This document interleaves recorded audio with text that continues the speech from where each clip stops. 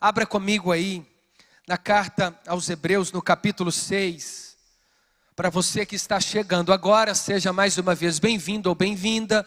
Nós estamos acompanhando a carta, ou ao livro, na verdade o livro escrito aos Hebreus, esta comunidade de hebreus, de judeus, irmãos que estavam saindo do seu costume judaico, da tradição da lei. Aqui prosélitos, tementes a Deus. A diferença de um prosélito é alguém que se converte ao judaísmo, mesmo ele não sendo judeu, sanguinamente. Ele não tem o sangue de um judeu, ele se converte ao judaísmo, circuncida, ele se torna um prosélito.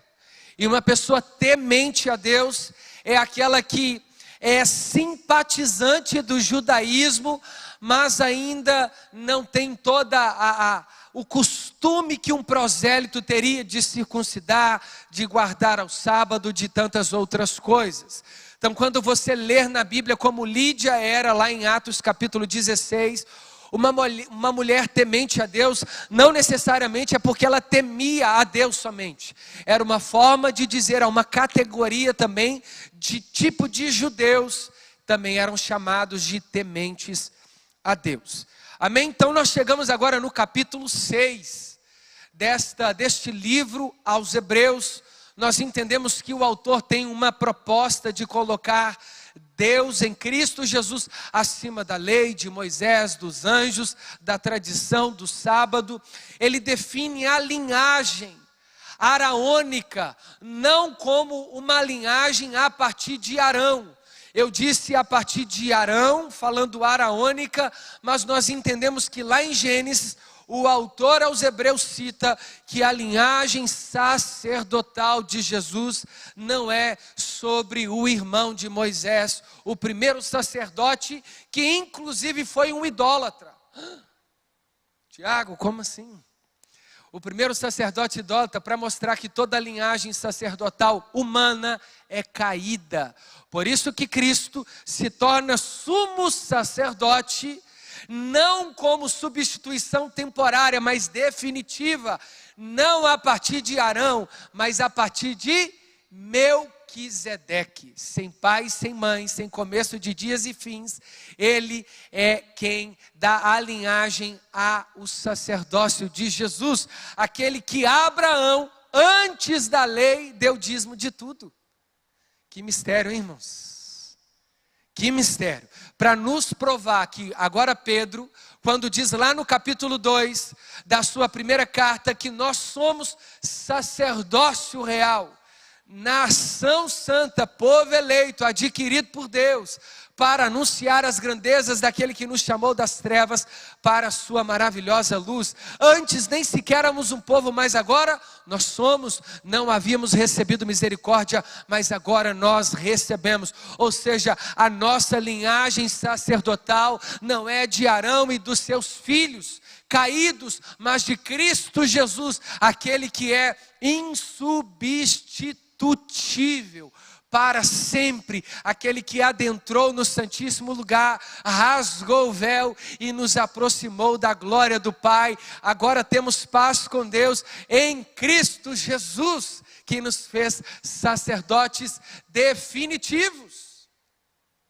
Irmão, entenda uma coisa, quando o sacerdote é sacerdote, ele nunca mais deixa de ser, mesmo ele sendo ou estando errado ou não. Olha os filhos de Eli, Ofni e Finéias. Eles permaneceram sacerdotes, errados. Eles estavam comendo gorduras que era para ser oferecida a Deus e se deitando com mulheres dentro do templo, mas eles não deixaram de ser sacerdotes. Mas eles deixaram de agradar a Deus. Tem muitos sacerdote que não agrada mais a Deus, mas apenas ao sacerdócio. Sacerdócio não te garante intimidade com Deus, mas a intimidade com Deus garante um sacerdócio perpétuo. É diferente. Amém? Por que eu estou preparando essa introdução? Já que a gente está falando de algo permanentemente, por que não falar de um ato salvífico permanentemente? Cristo nos salva. Amém? Então abra aí capítulo 6 aos Hebreus. Colocou aqui, não tem o texto, o tema não? Aí ó, salvos em Cristo. Pode parecer simples, irmãos, mas essa é a maior mensagem do Evangelho. Salvos em Cristo. Não existe salvação fora de Cristo, do lado de Cristo, por intermédios que não seja Cristo, não. A salvação só se dá definitivamente por meio de Cristo Jesus. E o autor aos Hebreus, ele vai usar aqui uma linguagem conhecida para alguns teólogos e para os curiosos e para quem os amantes do saber e da busca pelas escrituras, uma linguagem chamada hiperbólica. Uma hipérbole, o que é uma hipérbole? Hipérbole é um exagero de linguagem. Por exemplo, vou te dar um exemplo de uma hipérbole. Irmão, eu cheguei aqui num frio do cão. O que é um frio do cão? Ou seja, eu estou também como uma fome de um leão. Quer dizer que eu estou com uma fome comparável de um leão? Não, eu usei um exagero. Lá fora está chovendo canivete. O sol está de matar. Irmão, o bicho está pegando. Isso são exageros de linguagem para a gente usar exemplos daquilo que a gente quer dizer. O autor aos Hebreus, ele vai usar esse tipo de linguagem, exageros, como sinal de advertência e ao mesmo tempo contrariando afirmações de que muitos interpretam o texto e o capítulo 6, de que seria possível aqueles que estão em Cristo se perderem. Irmão, se o sacerdócio não se perde, é falível.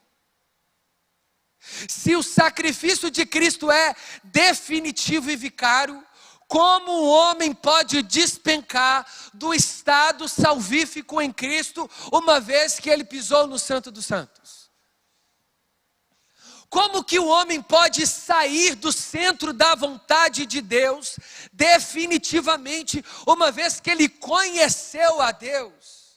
É isso que a gente vai saber aqui. É possível.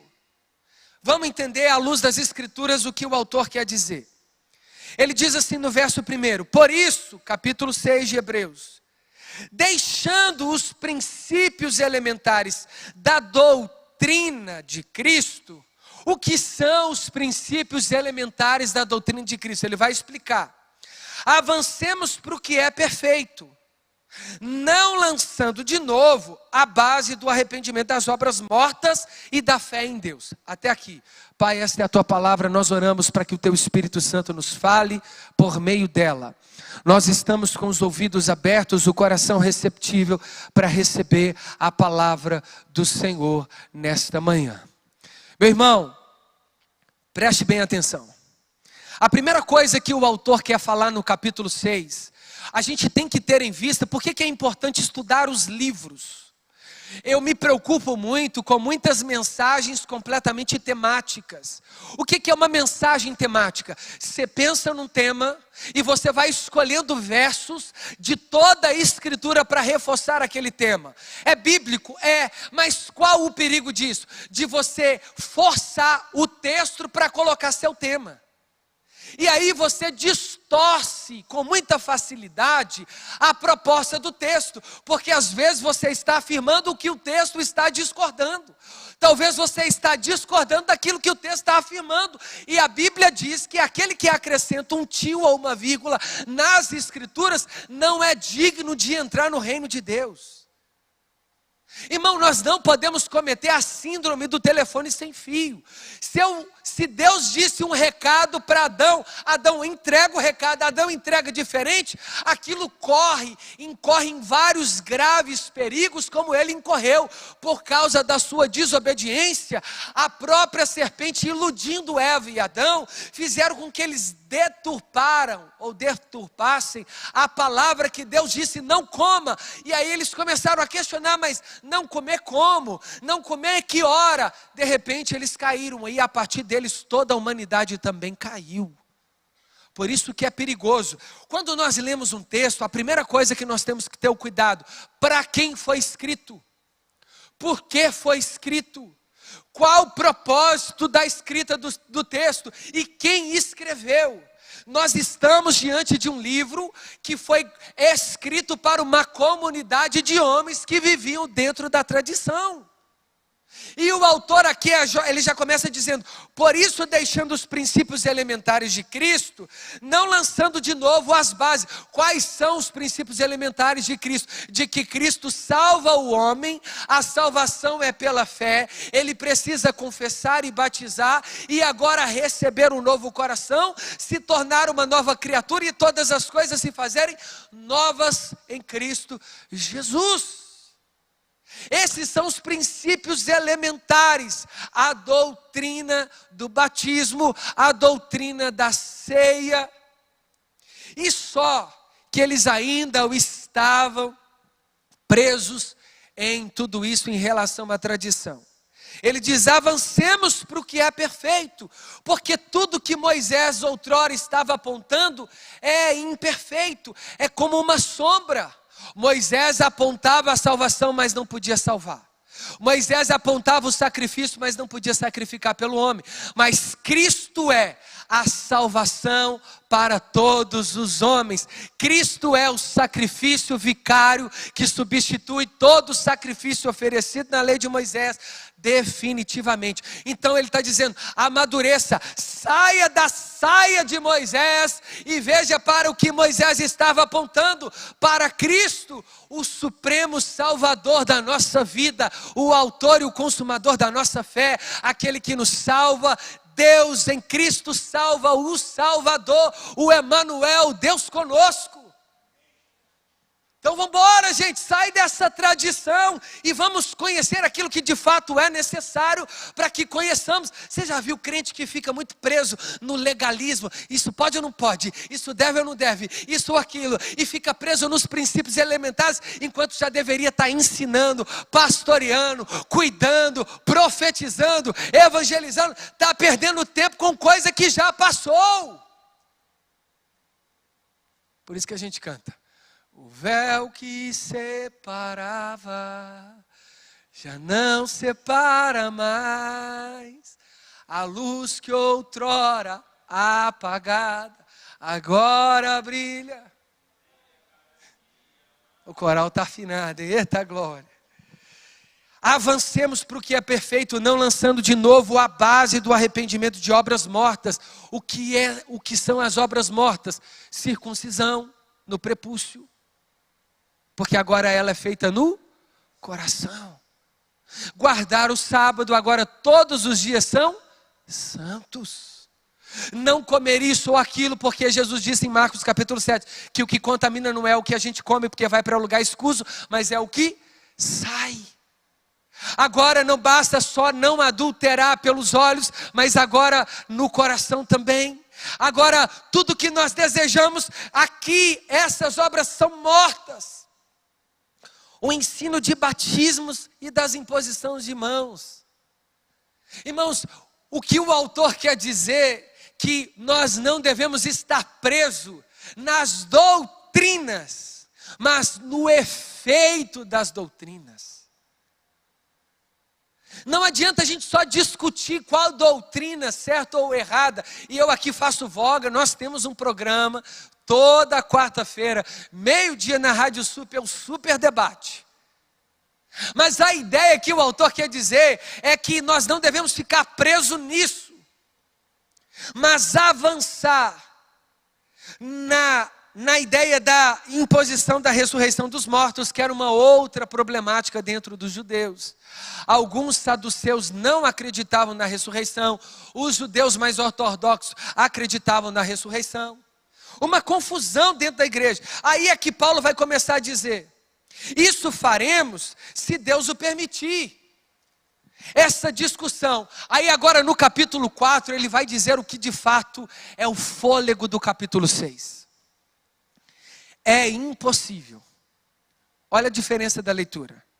Pois aqueles que uma vez foram iluminados. Então, aqui que a gente precisa fazer, para entrar aqui no verso 4, a introdução já é apologética. O que é uma apologética? Uma defesa. Aqui não é uma afirmação. aqui é uma defesa. Ele está fazendo isso nos versos anteriores. Ele está dizendo: não entre em discussões vãs, não entre em princípios elementares, não entre em coisas que o véu já rasgado já nos dá acesso plenamente. Agora ele diz: é impossível. Pois que aqueles que uma vez foram iluminados. Quem que foi iluminados? Esses cristãos que eram judeus. A carta não foi escrita para os judeus, para os hebreus.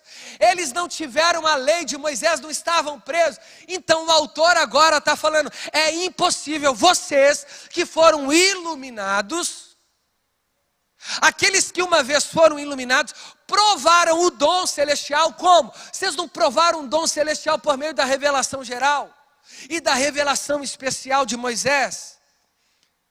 E se tornaram participante do Espírito Santo, provaram a boa palavra de Deus e os poderes do mundo vindouro e caíram. Sim, é impossível uma vez renová-los para o arrependimento, visto que de novo estão crucificando para si mesmos o Filho de Deus.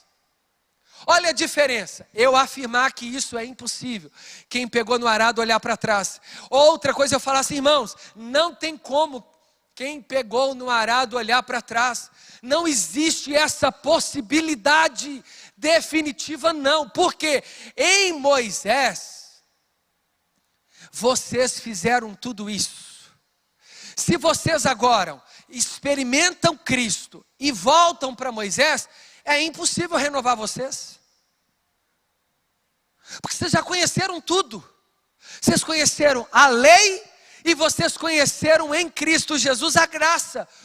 Se vocês se desviam, como que vamos agora caminhar em Cristo Jesus? Não tem mais nada o que fazer entre vocês. Ou então o autor está sendo injusto dizendo assim: vocês já estão definitivamente condenados ao pecado. Ou ele está dizendo assim, hipérbole: irmãos, não é para vocês isso.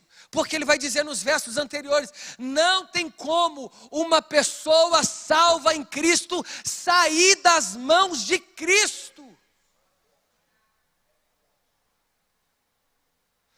Crente, seja sincero. Não pega exemplo do vizinho.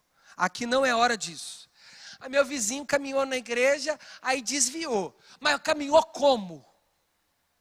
Ele pôs o pé no Santo dos Santos?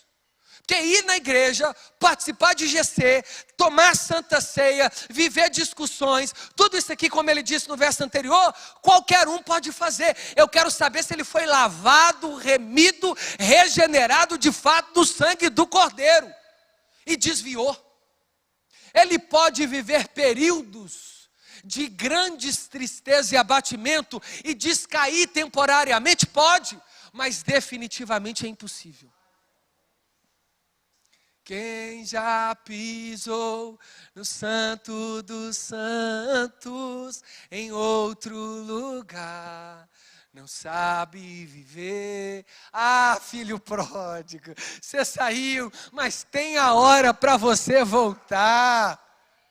Porque aquele que te chamou é fiel para te sustentar. Aqueles a quem o Pai me deu, ninguém será arrebatado das minhas mãos, porque nada pode me separar do amor de Deus em Cristo Jesus. A perseguição, a nudez, o perigo, a espada, a fome, como por amor a Jesus, eu sou entregue como ovelha muda ao matadouro, mas em todas essas coisas eu sou mais do que vitorioso em Cristo Jesus, porque eu estou bem certo de que nem a morte, nem a vida, nem anjos, nem demônios, nem passado, nem presente, nem o porvir podem me separar do amor de Deus que está em Cristo Jesus.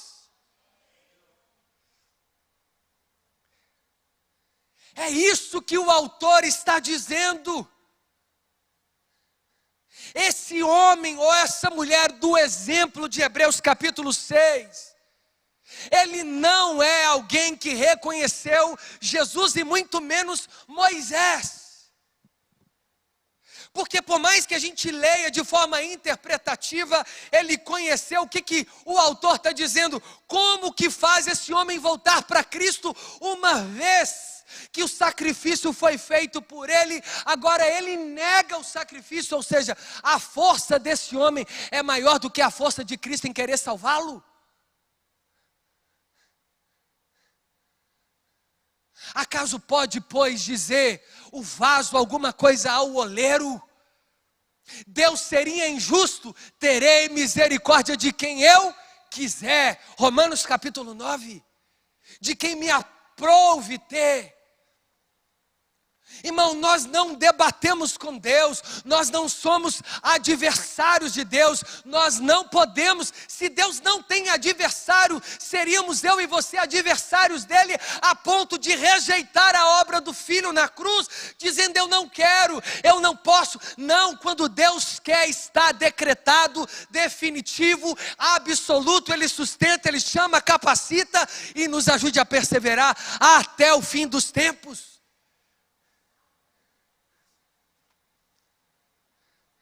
Tiago, isso tudo anula a nossa responsabilidade humana? De forma nenhuma. Responsabilidade humana, buscar, ser cheio do Espírito Santo, santificar, ler, viver a palavra, preservar a sã doutrina, responder à fé que te salvou, fazer as boas obras porque foi salvo e não para ser salvo, proclamar o Evangelho, responsabilidade humana. Vigiar, guardar o coração, não se envolver nas vãs rodinhas dos escarnecedores, fugir da aparência do mal, rejeitar o diabo para que ele fuja de vós, responsabilidade humana. Se humilhar debaixo da potente mão do Senhor, estudar as Escrituras, preservar a boa palavra no seu coração, escrevê-la na tábua do seu coração, preservar a fé, ser cheio do Espírito Santo, cultuar, congregar, participar, se envolver, responsabilidades humanas. Mas tudo isso é inferior ao sacrifício de Cristo por mim e por você. Irmão, quantas vezes diante de Deus eu falo isso, eu tentei desviar. Irmão, tem aquele dia que a gente acorda meio desviado. Você fala assim, hoje eu vou chutar o balde. Não estou aguentando mais. E parece que é o dia que mais Deus nos usa. Parece que é o dia que mais Deus faz questão de colocar do nosso lado pessoas piores do que a gente. Para a gente ter compaixão e voltar junto com a pessoa. Olha só o que ele continua dizendo. É impossível retornar essa pessoa uma vez que ela experimentou tudo isso. Mas experimentou? Não. Ele está dizendo o contrário. É impossível uma pessoa que de fato nasceu em Cristo, é cheia do Espírito Santo, por mais que ela esteja vivendo um período nebuloso, de crise, ela está afastada dos caminhos, mas se ela de fato conhece a Cristo, ela permanece em Cristo. Não tem como, irmão. Eu já tentei, e muitos talvez já tentaram desviar, e não conseguem. E detalhe, quem é salvo não tem vontade de desviar, irmão. De verdade. Ele pode estar sendo abatido por várias circunstâncias, mas não é um desejo de pensar como liberalidade, assim, não, eu vou desviar porque eu já sou salvo mesmo, daqui a pouco eu volto. Que salvo que pensa assim? É porque é um grande sinal de que nem passou nas águas que de fato purifica, tomou um banho. Porque quem foi lavado mesmo deseja viver em santidade, sem a qual ninguém jamais verá o Senhor. Vocês conseguem compreender isso? Visto que de novo, se a gente fizer isso, nós estaremos crucificando para si mesmo o Filho de Deus, expondo a zombaria. Irmãos, quando a gente volta para Moisés, aqui no caso de quem a carta foi escrita, se essa pessoa experimentou isso aqui tudo e volta a praticar tudo que a lei diz, ele está dizendo assim, Cristo não vale nada e Moisés é o que é. Só que Moisés não falava de Cristo. Isso também é impossível, irmão. Uma vez que o véu foi rasgado, a gente ia lá recosturar ele de novo. Sabe por que eu afirmo isso? Por causa dos versos seguintes. Para você que lê esse texto, esse é a forma que eu mais encontro correta de ler o texto. Cada um deve ter a responsabilidade de estudar o texto. Não só com base naquilo que eu estou pregando, mas busque as linhas de interpretação. O Espírito Santo é poderoso para te convencer. Mas olha o verso 7, quando ele continua. Porque a terra que absorve a chuva, que frequentemente cai sobre ela e produz plantas úteis para aqueles que a cultivam, recebe bênção da parte de Deus. Mas se produz espinhos e ervas daninhas, é rejeitada e está perto da maldição. Ou seja, ele sabe quando a terra produz e quando não. Aí parece que ele constrói uma apologeta primeiro, uma apologética, dizendo assim, a defesa da fé, que quer dizer apologética. Então ele está defendendo a fé, sobre não ficarmos presos nos princípios elementares quanto ao batismo, ceia e tantas outras coisas, porque a gente já passou disso, dessas discussões de ressurreição, era o que os judeus estavam enfrentando. Aí agora ele fala, é impossível vocês que experimentaram alguma coisa da parte de Deus em Cristo, voltarem, retrocederem, não tem como isso acontecer. E ele diz assim, a terra que não produz, ele sabe. E por isso que ele diz, mas se produz espinhos e ervas, é rejeitado para maldição, e o seu fim será queimado. Ou seja, essas pessoas que dizem ter experimentado todas essas coisas anteriores, e que não produziram, porque não adianta experimentar sem produzir. Como que a gente sabe que uma pessoa experimentou a conversão? Quando ela produz. Está vendo o que o texto diz? Vocês querem saber quem que é esse povo aqui que recebeu mesmo? Ele vai produzir. Se ele não produzir nada, ele é uma terra seca. Se ele produzir é porque ele é salvo. Então não é para ele essa advertência. O texto fala por si. Só que a gente pega uma chave de boca, quer pegar o texto assim, ó, e forçando o texto para ver se ele encaixa dentro daquilo que a gente pensa. Que tristeza, irmão. Irmão, não tem como. Aí o verso 8 e 9, ele diz, verso 9, quanto a vocês, quem? Vocês aí de cima que eu acabei de falar, salvos, cristãos de verdade, quanto a vocês, meus amados, ainda que falemos desta maneira, qual maneira? De exagero, de hipérbole, de exemplos duros, estamos certos de que coisas melhores os esperam. Coisas relacionadas com a salvação. Ou seja, não é vocês que se perderão. Os que se perdem é os que não se frutificam. E eles não se frutificam porque eles não foram achados em Cristo. Porque a árvore que não dá fruto será cortada e lançada no fogo. A gente só pode produzir porque estamos enxertados na vida. Você já viu um enxerto? Você tira uma parte do corpo para colocar em outro. É isso que nós gentios fomos, enxertados. Sabe por quê? Quem é de fato o ramo verdadeiro eram os judeus. Os judeus, que deveriam ser os ramos verdadeiros, nem todos eles são parte da videira. Nem todos os gentios estão condenados. Há uma parte dos judeus, há uma parte dos gentios que estão ligados na videira. Por isso que ele diz, é com vocês que eu estou falando que vocês são parte dessa salvação. Porque Deus não é injusto para esquecer do trabalho que vocês fizeram e do amor que mostraram para com o seu nome. Aí uma pessoa trabalhou em nome de Cristo, viveu para a glória de Cristo verdadeiramente. O autor está dizendo, Deus não é injusto para te esquecer, não. Ou você acha que ele se esqueceu do dia que você o serviu, por mais que agora você está parado? Você se esqueceu, mas ele não. Ele lembra de cada lágrima, ele lembra de cada entrega, ele lembra de cada busca, de cada ação. Ele lembra de cada dia que você esteve no centro da vontade dele. É por isso que ele está dizendo para mim e para você. Nós que estamos em Cristo, permaneceremos em Cristo porque nada pode nos separar daquele que pode nos salvar. Irmão, o pródigo volta.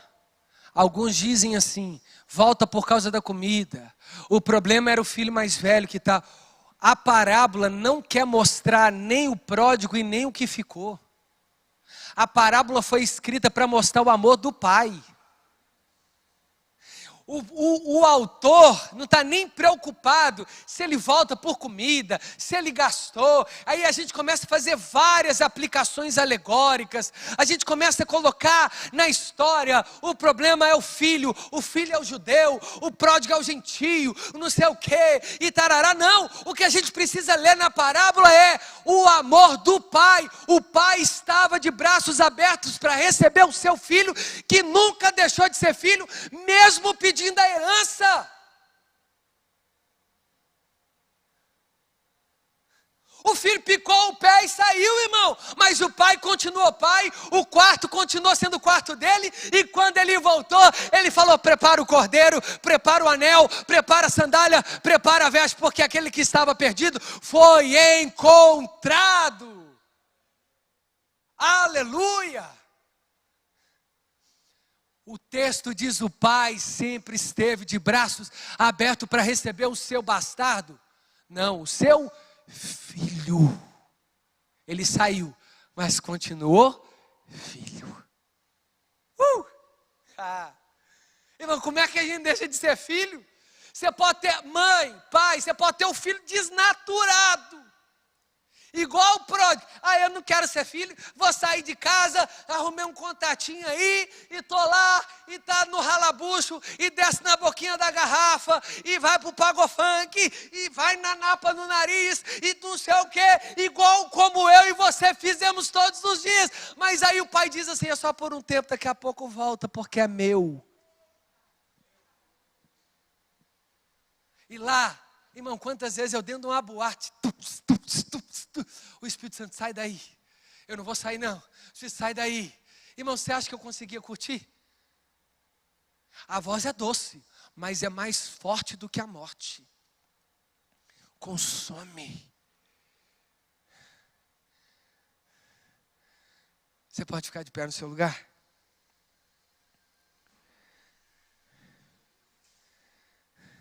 Porque Deus não é injusto para se esquecer do trabalho que vocês fizeram e do amor que mostravam para com o seu nome, pois vocês serviram e ainda estão servindo. Então não é para eles. Vocês serviram e ainda estão. Se eles estão, para que eles vão adverti-los? Tiago, para continuar preservando. Ok, isso é uma boa razão. Mas para que o autor vai destacar com tanta veemência? Vai criar uma apologética, vai defender, vai tirar o povo dessa ideia de discussões de princípios elementares, vai definir como hipérbole, vai falar que eles são salvos e agora vai adverti-lo para quê? Para que ninguém se perca. Mas o fato da gente não se perder não é por causa da advertência, mas é por causa do Espírito Santo. Advertência, a placa está dizendo: não ande a 80. Irmão, seja sincero, não é Antônio Carlos, você no seu Corolla, você só anda a 60. Não, a placa não está lá, tá, mas você não consegue obedecer só pela advertência, se você não tiver algo maior que te convença a andar só a 60. Aleluia!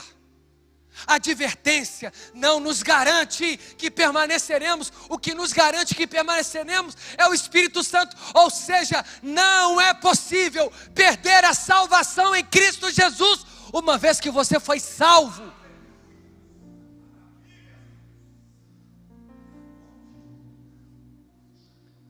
Não é possível. Deus quer você do jeito que você está. Você ainda é filho, filha. Então volta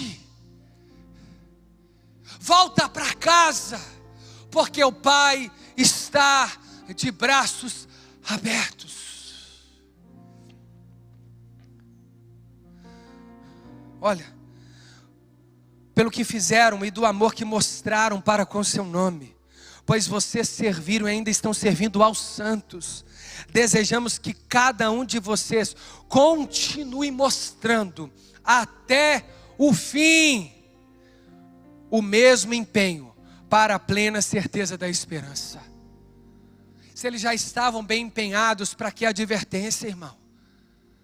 É porque não é para os que são salvos essa advertência, para os que acham que são e para os que não são, para que não se tornem preguiçosos.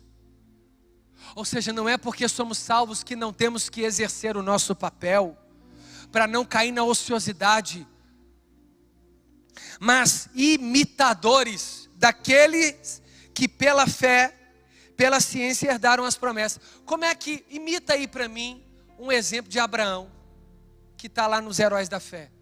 Errou, transgrediu, mas permaneceu, está lá na galeria. Imita para mim Josué, imita para mim Moisés. A imitação é essa, irmão. Eles erraram, claro. Moisés pediu a morte, falou assim: Deus, risca o meu nome do livro da vida. Esse povo é duro demais. Abraão mentiu aos egípcios, e tantos outros desobedeceram. Mas por que nós devemos imitar? Porque eles estão na galeria da fé. Sabe por que eles estão lá? Porque eles foram justificados pela fé, e não por aquilo que eles fizeram, mas Cristo quem os salvou. É por isso que eles estão lá, porque Jesus os ajudou, salvou e sustentou a salvação deles. Levanta a mão para o céu. Pai, nós queremos nos arrepender nessa manhã. Talvez somos nós, aqueles que um dia caminharam com o Senhor. Arrependido, nós queremos voltar nessa manhã. Nós confessamos o Senhor como o único e suficiente Salvador da nossa vida. Se um dia andamos nos teus caminhos como aquele pródigo, mas nos desviamos, Senhor, nós voltamos nessa manhã, na certeza de que o Senhor escreve o nosso nome no livro da vida. E uma vez escrito, como diz o Salmo 139, todos os dias foram escritos e determinados no livro da vida pelo Senhor. Senhor, por isso nós temos essa certeza, essa garantia de que a boa obra que o Senhor começou, o Senhor é fiel para terminá-la até o fim. Assim nós entregamos a nossa vida para o Senhor.